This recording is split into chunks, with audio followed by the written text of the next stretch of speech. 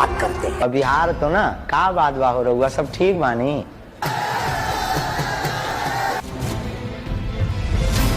अब ये जो विघटनकारी तत्व हैं ये संत कैसे हो सकते हैं? ये देश के सनातन का अपमान है।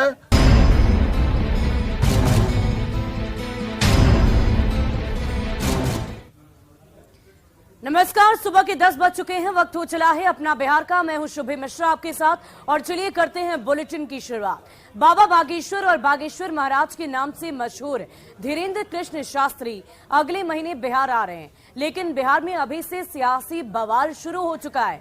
बिहार आरजेडी अध्यक्ष जगदानंद सिंह ने बागेश्वर धाम में धीरेन्द्र कृष्ण शास्त्री को लेकर विवादित बयान दे दिया है। जगदानंद सिंह ने कहा है कि बाबा बागेश्वर जैसे लोगों को जेल में रहना चाहिए, वो संत कैसे हो सकते हैं।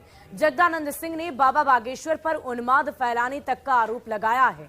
जगदानंद सिंह के बयान पर वार पलटवार का दौर भी शुरू हो चुका है। पहले सुनिए कि जगदानंद सिंह ने बाबा को लेकर क्या कुछ कहा है।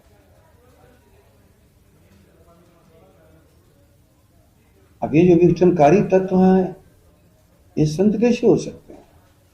तो उन्मादी हैं और उन्मादी संत हो जाए ऐसा भारत में संतों की परंपरा नहीं। और केंद्रीय पंचायती राज मंत्री गिरिराज सिंह ने जगदानंद सिंह के बयान पर पलटवार कर दिया है। उन्होंने कहा है कि सरकार मुसलमानों को खुश करने के लिए ऐसा कर रही है जिसका वो विरोध करते हैं। हमारे धर्म गुरुओं को रोक रहे हो क्या? हमारे धर्म गुरु जा रहे हैं धीरेन्द्र शास्त्री जी मक्का मदीना। ये देश के सनातन का अपमान है और बिहार में अगर ये रोकने का काम करेंगे तो फिर इसे उनके समर्थन में भी लोग आएंगे और उनके समर्थन में हमारे जैसे भी लोग रहेंगे। और बाबा बागेश्वर अगले महीने बिहार आने वाले हैं और यहाँ गांधी मैदान में उनकी कथा होनी है। और उससे पहले आरजेडी प्रदेश अध्यक्ष जगदानंद सिंह ने एक ऐसा बयान दे दिया है जिससे सियासी भूचाल सा आ गया हो। बाबा पर विवाद आखिर क्यों है, क्यों मचा है ये बवाल, ये जानने से पहले जानिए कि आखिर बाबा बागेश्वर हैं कौन जिनकी चर्चा जोरों पर हो रही है। सबसे पहले हम आपको बताते हैं उनका पूरा नाम। धीरेन्द्र कृष्ण शास्त्री उनका नाम है, जो बाबा बागेश्वर के नाम से प्रख्यात है, विख्यात है। बागेश्वर महाराज के नाम से भी वो जाने जाते हैं, जिनका जन्म 4 जुलाई 1996 को एमपी के छतरपुर में गढ़ा गांव में हुआ था। धीरेन्द्र कृष्ण शास्त्री अपने दादा यानी कि श्री भगवान दास गर्ग को अपना गुरु मानते हैं। धीरेन्द्र कृष्ण शास्त्री प्रसिद्ध संत स्वामी राम भद्राचार्य को अपना गुरु मानते हैं और धीरेन्द्र कृष्ण शास्त्री अपने गांव में स्थित बागेश्वर धाम में अपना दरबार भी लगाते हैं। बागेश्वर धाम श्री राम भक्त हनुमान जी को समर्पित है और बागेश्वर धाम में धीरेन्द्र कृष्ण शास्त्री लोगों की समस्याओं का समाधान करते हैं। बागेश्वर धाम में धीरेन्द्र कृष्ण शास्त्री लोगों की मन की बात को बता देते हैं और धीरेन्द्र कृष्ण शास्त्री ने राष्ट्रीय मीडिया के कैमरे के सामने सवालों का जवाब भी दिया है। धीरेन्द्र कृष्ण शास्त्री ने विरोध कर रहे लोगों को खुले मंच से एक बार नहीं कई दफा चुनौती दी है।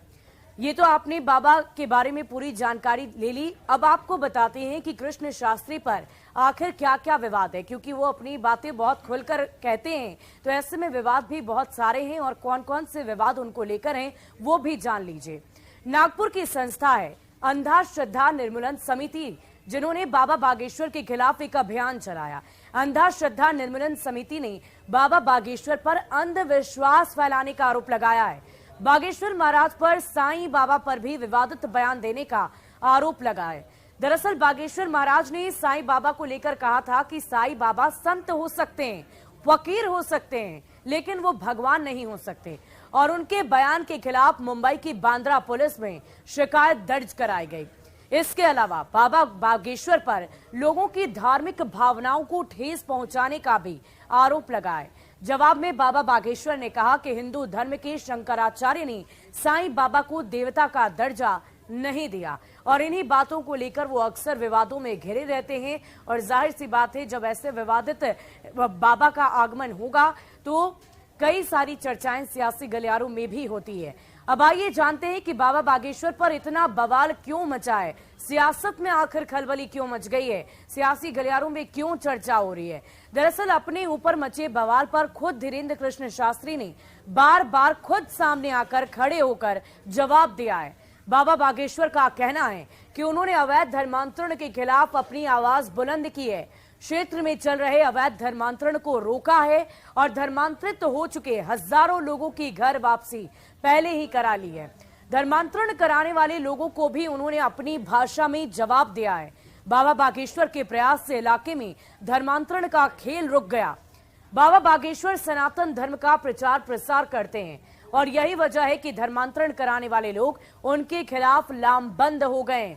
बाबा बागेश्वर अक्सर मुल्ला और पादरियों को चुनौती देते रहते हैं, मीडिया के सामने आकर चमत्कार दिखाने की चुनौती देते हैं और चर्चा में चल रहे चमत्कार के खिलाफ अपनी आवाज भी उठाते हैं। बाबा बागेश्वर के पाकिस्तान के खिलाफ उन्होंने आवाज बुलंद की है और बाबा बागेश्वर पीओके यानी कि पाक अधिकृत कश्मीर को भारत में मिलाने की भी बात कही है और कई दफा इसकी चर्चा उनकी तरफ से की गई। बाबा बागेश्वर अखंड भारत की बात करते हैं जिसमें कोई खंडन ना हो। बाबा बागेश्वर कॉमन सिविल कोड का समर्थन करते हैं और बाबा भारत को हिंदू राष्ट्र बनाने का भी कई दफा समर्थन कर चुके हैं। बाबा बागेश्वर के इन्हीं रुख के कारण कई लोग उन्हें उन्मादी और नफरत फैलाने वाला करार देते हैं, लेकिन हिंदुत्व के समर्थकों को बाबा की बातें अच्छी लगती है, सुहानी लगती है और बाबा बागेश्वर के पंडाल में सभी जातियों के लोगों का आगमन होता है।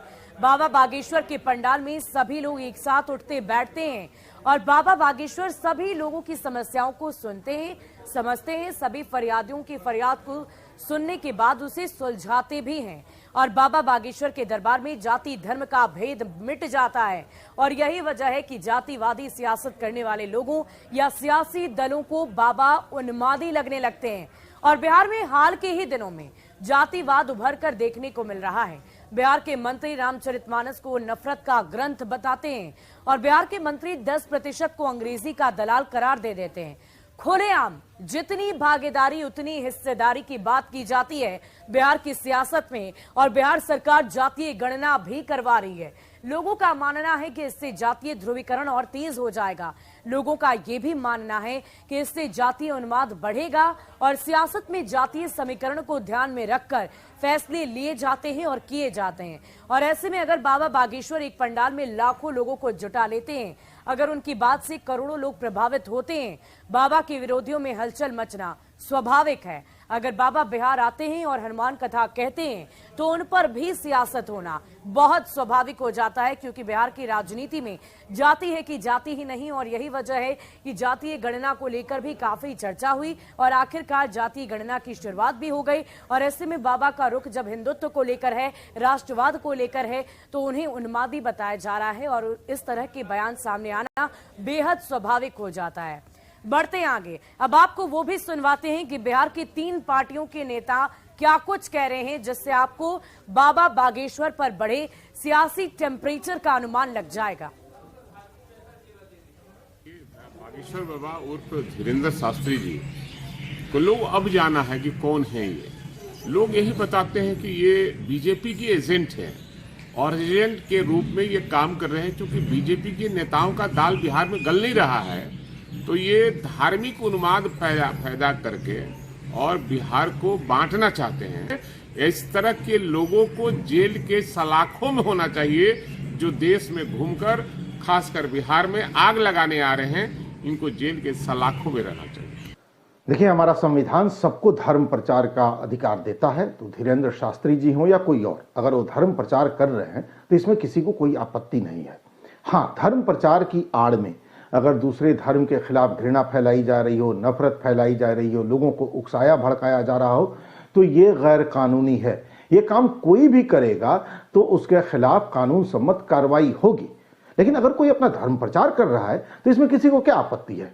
करे, उनको करना भी चाहिए। पंडित धीरेन्द्र शास्त्री सामाजिक समरसता, सांस्कृतिक राष्ट्रवाद, भारत कैसे परम वैभव पर जाए, ये विषय को लेकर प्रचार कर रहे हैं, सनातनियों को एक कर रहे हैं।